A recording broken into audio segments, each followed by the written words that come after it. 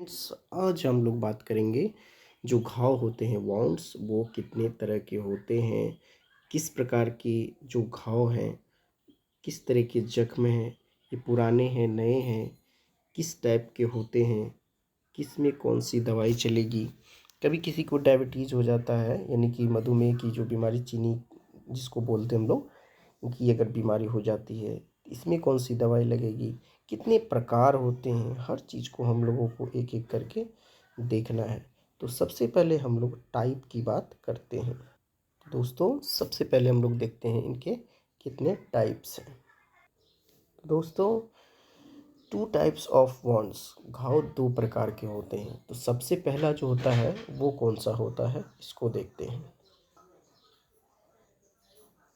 सबसे पहले जो दोस्त होता है वो होता है हमारा एक्यूट वॉन्ड, जिसमें नया घाव या चोट लग जाने से जो सूजन हो जाता है, इसके बारे में बात करेंगे। देखिए, इसके अंदर ट्रोमा यानी कि चोट लग जाती है, इसके बारे में बात करेंगे। इसके बाद यहाँ है बाइट, यानी कि कभी कोई कुछ काट लेता है, उसके वजह से घाव हो जाता है। तो ये सब हमारे एक्यूट घाव के अंदर आते हैं।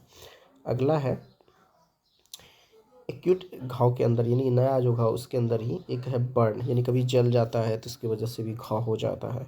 एक है सर्जिकल ट्रॉमा, जिसमें कि कभी जो सीजर वगैरह होती है, सर्जरी होती है, उसके बाद भी जख्म जो है, घाव जो है नहीं भरता है, तो वो भी इसी के अंदर आता है। तो एक्यूट के अंदर देखिए अपनी चार तरह के घाव आते हैं, जिसमें जल गया या फिर कभी सर्जरी हो गई उस समय, या फिर देख लेते हैं जो कभी चोट लग गया या फिर काट लिया, तो ये सब जो है इसके अंदर आता है, यानी कि एक्यूट बाउंड की तरफ जो नया घाव है इसके अंदर इस कैटेगरी में इसको रखा गया है।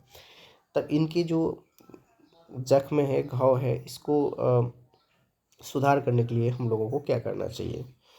तो दोस्तों, ऐसे अगर जो घाव होते हैं तो उसमें हम लोग नॉर्मली ड्रेसिंग वगैरह कर देते हैं, कट फट गया तो पट्टी वट्टी बांध देते हैं। तो थोड़ा बहुत पेन किलर वगैरह देख रहे हैं ना, पेन किलर वगैरह ले लेंगे तो आपकी सुधार हो जाती है। या फिर आप एंटीबायोटिक्स वगैरह भी थोड़े बहुत लेने से ये जो है घाव आपके ठीक हो जाते हैं। ये घाव के जो है पहले प्रकार थे। अब हम लोग देखेंगे दूसरे प्रकार को। तो दोस्तों, दूसरा जो प्रकार है, ये दूसरे प्रकार है, यानी दूसरे नंबर का घाव है, ठीक है। तो दूसरे नंबर के घाव जिसको क्रोनिक वॉन्ड बोलते हैं, इसको जो है 6 हफ्ते यानी कि 6 सप्ताह से लेके उससे अधिक दिन का अगर आपको घाव है तो इसको क्रोनिक वॉन्ड के अंदर रखा जाता है। तो इसके अंदर सबसे पहले देखिए कि न्यूरोपैथिक वॉन्ड होता है, जिसको नसों की खराबी के कारण जो है, नस वगैरह सही से काम नहीं करते, उसके कारण जो घाव हो जाता है। तो कभी फूल जाते हैं, कहीं पे घाव बन जाता है, ठीक नहीं होता है, जल्दी कितनी दवाई वगैरह खाते रहते हैं, ये सब इसके अंदर रखा गया। तो इसमें पहला है न्यूरोपैथिक वॉन्ड्स, जो नसों की खराबी के कारण होता है। दूसरी अगर हम लोग बात करेंगे, ये भी क्रोनिक वॉन्ड के अंदर ही आता है।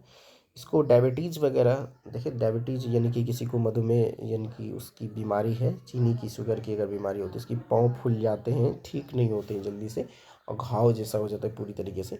तो ये सब जो है इसको क्रोनिक वाउंड के अंदर रखा जाता है। अगली बात है हमारा जो है, एक होता है प्रेशर सोर। देखिए, कभी कभी क्या होता है कि बहुत ऐसे भी व्यक्ति होते हैं जो कि बेड पे लेटे ही रह जाते हैं, लेट उठ नहीं पाते हैं, उसकी वजह से भी कमर या कहीं पे भी पूरा घाव वगैरह बन जाता है। देखे होंगे, मैंने पिक्चर भी लगा रखा है। तो इसकी वजह से भी परेशानी होती है, तो ये घाव भी जल्दी सही नहीं होते हैं। तो ये जो है इसके अंदर रखा जाता है, क्रोनिक वाउंड के अंदर। तो इस तरीके से ज़रा सा हम लोगों को ये ध्यान में रखना होता है, किसी को अगर मान लीजिए डायबिटीज हो गया या कोई भी बीमारी है, किसी के ये बीमारी से पहले से जूझ रहे हैं, तो इसमें लिखा गया है ट्रीट। अब देखेंगे यहाँ पे लिखा गया है ट्रीट काउज वॉन्ड्स केयर। किसकी अगर बात करते हैं हम लोग, ट्रीट रूट काउज वॉन्ड केयर का मतलब होता है कि पहले जो बीमारी है उसको, मान लीजिए अगर उसको डायबिटीज़ है तो आप ऐसे दवाई नहीं दे सकते हैं उसको, तो सबसे पहले उस चीज़ को कंट्रोल करना होगा। इसके बाद अगर मान लीजिए से नहीं सुधार होता है तो आप अपने मन से खुद से डॉक्टर नहीं बन सकते हैं, ठीक है। तो सबसे पहले हमको ध्यान देना होगा कि जो अगर पेशेंट किस बीमारी से ग्रसित हैं तो पहले उनका वो चीज़ कंट्रोल करेंगे। किसी का बीपी हाई कम ज़्यादा है तो आप उनको पहले कंट्रोल करेंगे, उसके बाद दवाई दे सकते हैं। उसके बाद यहाँ पर सर्जरी की अगर बात करते हैं, तो सर्जरी कभी हो जाती है तो उसके वजह से भी जो है घाव जल्दी ठीक नहीं होता है। ठीक है। तो ये सब कुछ है। आगे अब हम लोग बात करेंगे मेडिसिन की। तो सबसे पहले हम लोग मेडिसिन की अगर बात करते हैं, कभी मामूली से कहीं चोट खरोच हो जाता है तो वहाँ पे अगर आप दवाई, आपको ज़्यादा टैबलेट वगैरह खाने की जो टैबलेट से नहीं ज़रूरत है, आप कहीं कट फट गया, ब्लीडिंग हो रहा है तो घाव से जब खून निकलने लगता है तो वैसे सिचुएशन में आप जो है ये यूज़ कर सकते हैं मेन्यू। छोटा मोटा घाव, मामूली घाव तो आप बीटाडीन लगा सकते हैं। ये क्रीम आती है, उससे ठीक हो जाएगा। लेकिन ध्यान रखें कि देखिए कंडीशन हर पेशेंट का अलग अलग होता है। खुद से जो है आप लोगों को डॉक्टर नहीं बनाना है और ना ही बनने की किसी को सलाह देनी है। हाँ, जानकारी के पर्पज़ से आप समझ लीजिए कि ये सब दवाई यूज़ होती है तो आपको पता होगा कि ये दवाई किस काम आती है। लेकिन इसलिए कि नहीं कि आप खुद से सीख लिए और खुद से डॉक्टर बनने लगे कि हाँ चलिए मेडिकल स्टोर पे गए, आप हमको ये दवाई दे दीजिए, हमको खुद से लेना। तो ये सिचुएशन जो है पेशेंट की कंडीशन को देख के जो है डॉक्टर लिखते हैं दवाई, कि किस तरीके से यूज़ करना है, उसको कितनी मतलब इसकी जो एक पावर होती है वो कितनी लेवल तक इसकी जो है आप देखे होंगे यूज़ होती है। तो आप अचानक से किसी को दवाई नहीं दे सकते हैं, अगर खुद लेना है, ठीक है। ये जानकारी के पर्पज़ से आप देखते चलिए कि ये दवाई जो है इस रोग में यूज़ होती है। तो सबसे पहले अगर छोटी मोटी घाव होती है तो हम लोग उसमें बीटाडीन यूज़ करते हैं। अगर नॉर्मल पेशेंट है तो कोई दिक्कत नहीं ले सकते, ये चीज़ को ध्यान में ज़रूर रखना है, ठीक है। चलते हैं, देखते हैं अगली। अब देखिए फिर मामूली घाव के अंदर ही अगर मान लेते हैं बिटाडीन भी ले सकते हैं, उसके जगह पे अगर हो सकते तो ये टीवेट जो है ब्रांड नेम से आपको मिल जाएगा। और इसकी जो है सॉल्टम की अगर बात करते हैं, या ठीक है मोनोक्रोपिन, ये जो ओपिनियन है वगैरह ऐसे ये सब मतलब छोटे मोटे मॉलम है, मोहलम कहते हैं हम लोग इसको अपनी भाषा में, या फिर क्रीम कह सकते हो, ये आप लगा सकते हैं जब मामूली घाव वगैरह है तो। और साथ ही साथ अगर उसके जगह पे आप ये भी क्रीम, एंटीसेप्टिक क्रीम होता है जो हिमालयास कंपनी के द्वारा इसको बनाया जाता है, ये भी बहुत अच्छी दवाई होती है। अगर कभी मान लेते हैं कि अगर कट लग गया, फिर जल गया, तो घाव वगैरह तो थोड़ा मोड़ा है तो इससे भी आपका ठीक हो जाता है। अब जरा हम लोग उस टैबलेट्स की बात करेंगे जो कि काफ़ी डॉक्टर साहब इसको लिखते हैं, और ये काफ़ी पॉपुलर ब्रांड है जो कि आपको मार्केट में मिलते हैं। तो ख़ास करके इन सब चीज़ों पे बिल्कुल ध्यान रखना कि ये सब दवाई जो है अपने मन से तो बिल्कुल सोचना ही नहीं है। क्यों? क्योंकि पेशेंट का सिचुएशन को देखना बहुत ज़रूरी हो जाता है। तो ये बहुत पॉपुलर ब्रांड एंटीबायोटिक्स टैबलेट है।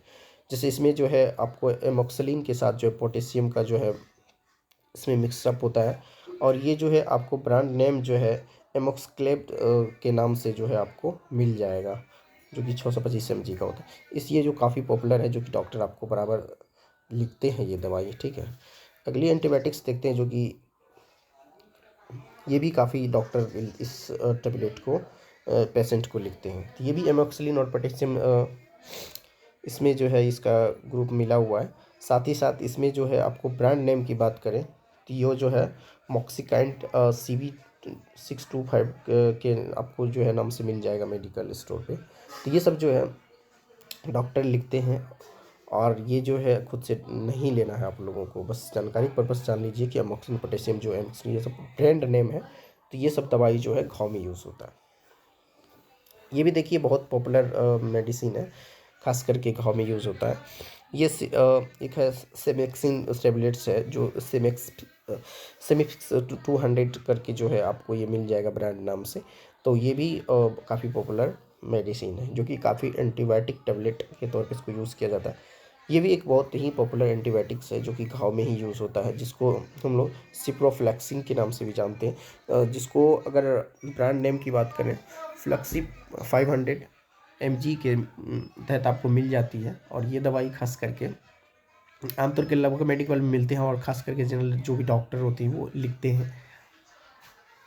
आगे हम लोग देखते हैं फिर और कौन सी दवाई है।